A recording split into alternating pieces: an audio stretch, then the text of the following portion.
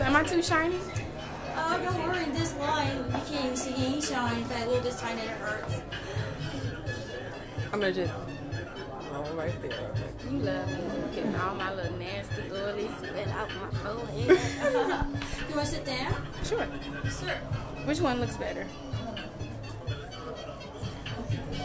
So, Angela, would you ever thought that your reality show would go on to like one more season when you first started? I definitely, I didn't plan on being on a reality television show. So to be on a second season, and I only moved to LA just to do what I love, which is hair, it's really, really amazing to me. I was just thinking about that today as I was putting on my makeup, that I'm touching a lot more people than I ever dreamed I would, and I'm just blessed to be in this experience, in this moment. So your Hollywood dream did come true.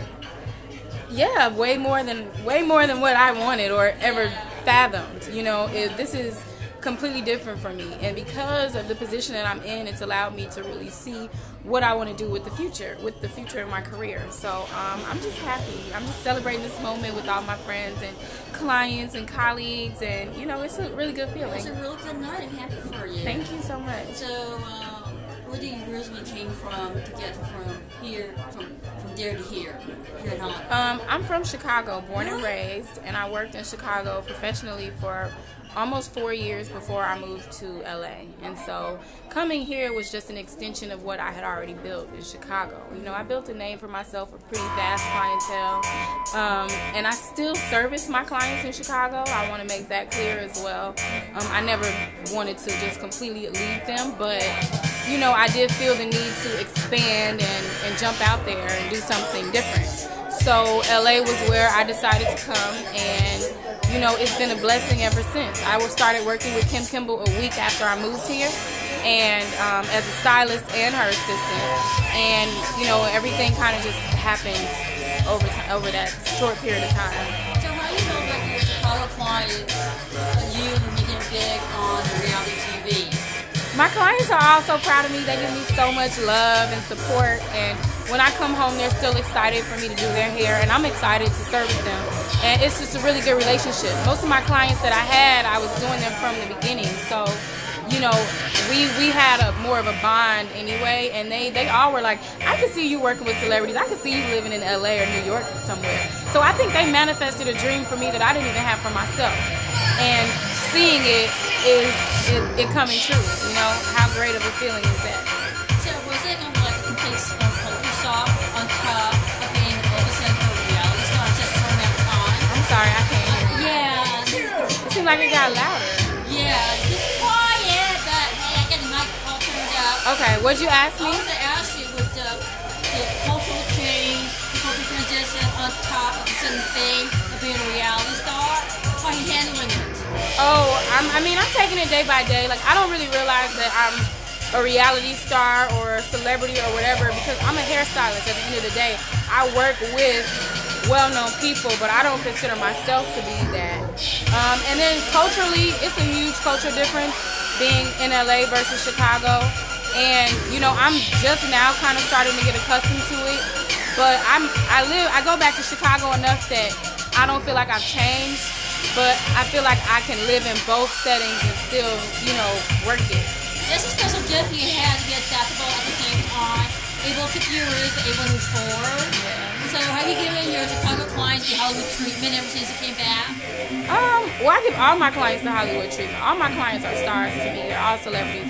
I don't necessarily look at celebrities much different, except I respect their hustle a lot more because they work harder than the average person, which is why they're in this position of such success. But when any client is in my chair, I give them 100% of my time. I make sure that they're happy with their service. I try to make sure that they're relaxed and they enjoy what I'm doing, and I'm not, putting any pain or inflicting any pain on them. And I just try to make it, a really enjoyable experience.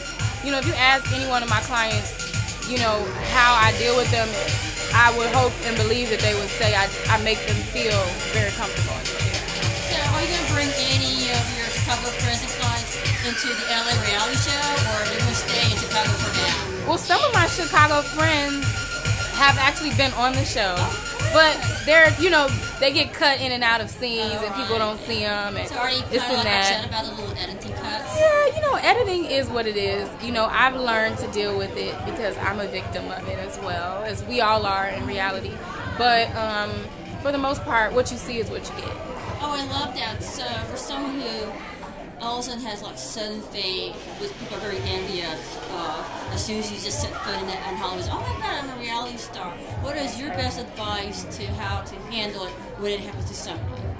I would just say stay as humble as possible, because the reality window is a very small window, and it opens and it closes, and you have to be very smart and mindful of how you're going to capitalize on that, and not think about the fact that people are tweeting you or your Instagram followers are going up. But you want to turn your fame into a way to touch lives and you know, live your dream out on a larger level. That's what it's for.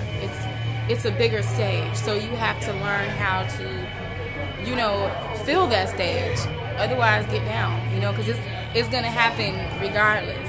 But, you know, I don't get, the whole fame thing doesn't really get to me. It's more so, what is Angela going to do with her exposure? So keep watching, stay tuned for that, because I'm not going anywhere. Good for you. So, what should the fans of LA Hair should expect for this upcoming second season? Well, they should expect a lot of character growth from all of the people on the show. They'll get a chance to really move with us emotionally and professionally, and we just really have opened up our lives, you know, mainly in the salon, but over time I'm sure you'll get a chance to see a little bit of our vulnerabilities and what makes us tick, what we love, great hairstyles, and just life. You know, it's just life in the salon as we know it. Well, I think I'm answering all my questions was very eloquent, but down to earth. That's the best combination. Thank you so much. Yeah, I like your advice. You know, take advantage of the window of time, but don't get too hesitant. Exactly. Don't let it go to your head, like that old school song. Don't let it go to your head. No, no, no. I like old school music. Me too.